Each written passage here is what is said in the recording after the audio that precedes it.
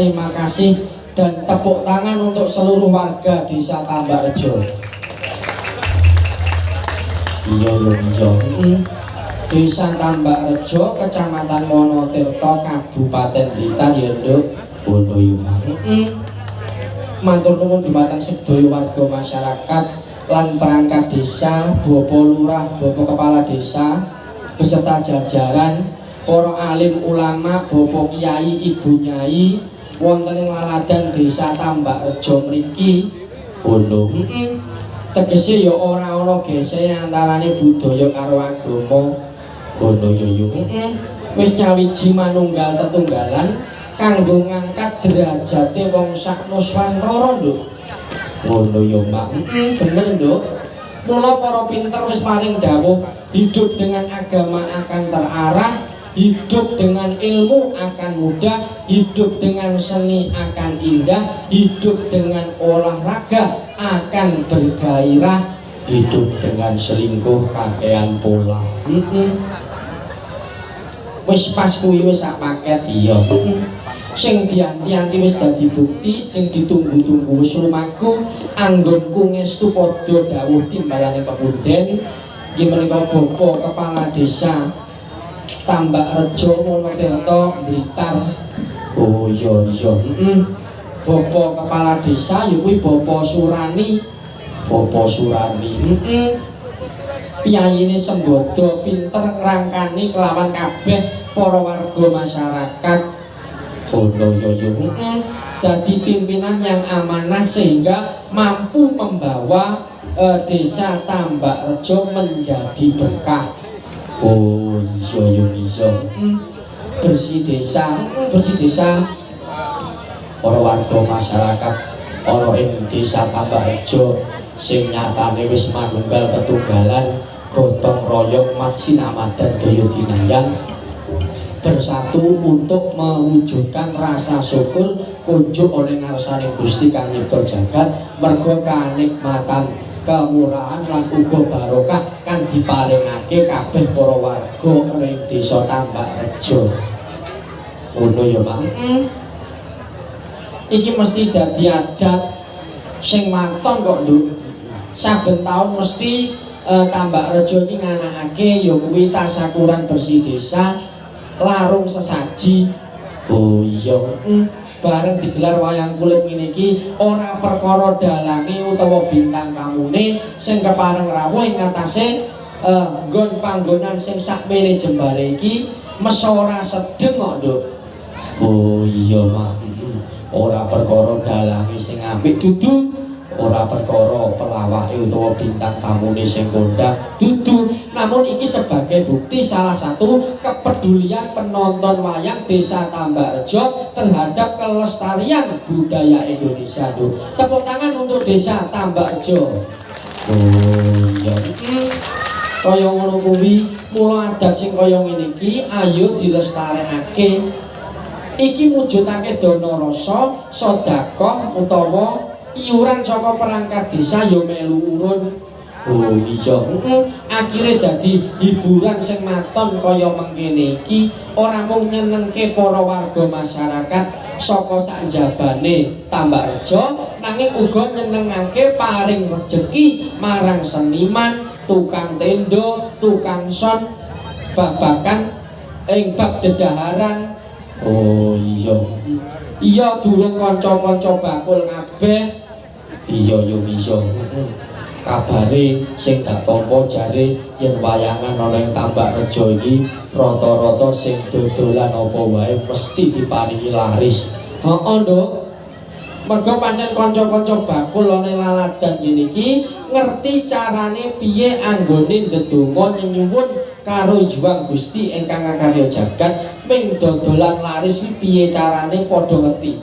Mosok heeh. Wong Jawa ki ana ilmune kok, Nduk. Ana ilmune. Heeh. Ana poso pitung Senin pitung Kemis bar kuwi ngadep dagangan ning wayangan ngene iki gedruk bumi ping 3 tegese uluk salam karo sing bau reksa. Iya. Bubar kuwi maca Petikah ping 3 rapal Jawa ora ditinggal. Oh iya. ya kuwi Semar Dasar, Gareng enek, Petruk celuk-celuk, Bagong sing jagongi, Srikandi sing dodoli, Janaka sing nukoni, laris-laris awit saka keparinge Gusti Allah. Waton lek kulaan 100 kuwi ngedole nyeket. Mesti ludes lho iku. Iki dirungokne tenanan malah lampimu kaya ngono. Ora iki geguyonan kok, Nduk. Nyatane dawuh saka piyai kene ngono mergo sing kepareng rawuh ana ing Tambakrejo iki ya beda-beda. Mestine piyai-piyai ahli spiritual ya iso ngrasake sing kepareng ngestreni rawuh ki nuwun sewu dudu danyang sing ora katon. Kabeh ya mangestoni nekseni kok, Nduk. Oh iya. Kanggone sing pirsa spiritual lho. Oh ngono. Heeh. Kabeh keparung nyengkuyung adicara iki. Oh iya. Kaya mengkono kuwi mulane anane bersih desa iki intisarine ngopo kok Pak Kades utawa Pak Lurah ki nglumpukne warga masyarakat kabeh pungon utawa melekan ana ing balai desa Tambakrejo sing migati wayang iki narya hiburane. Ngono. Heeh, intisarine ana wewengkon Tambakrejo ki tansah pinaringan hayu rahayu, durga mendak kala sirna manggihwana Basuki, pinaringan sehat lahir batin, tentrem lahir batin lan uga slamet donya praktek akhir. Allahumma hasbunallah wa ni'mal wakil.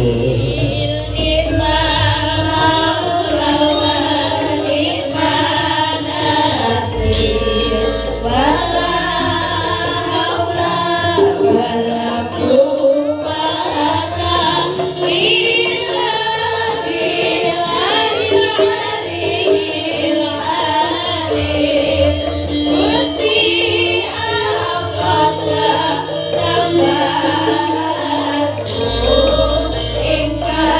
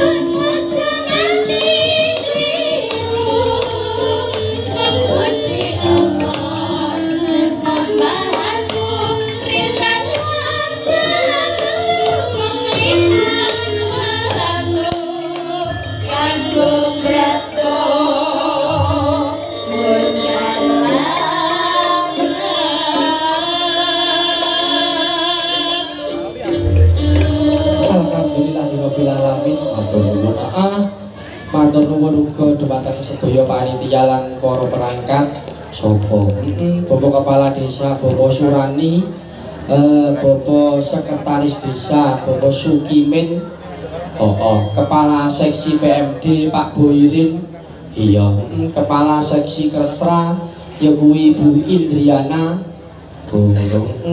Kepala Seksi Pelayanan Pak Anang, Kepala Urusan Keuangan Pak Hadi, lan Kepala Urusan Tata Usaha Bu nopo Pak nih Ramiasih Bu gitu ya.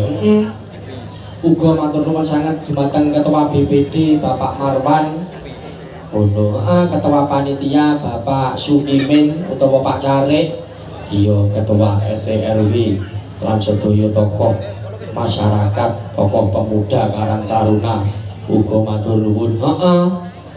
Timeng Bapak Camat Yorawuh, Bapak Sekcam, Bapak Kapolsek, Bapak Dan Ramil, Bapak Dan Pos Kamladu lan dan Polair, iya matur sembah nuwun. Ana Ketua Dewan Kesenian Wonotirta uga matur nuwun.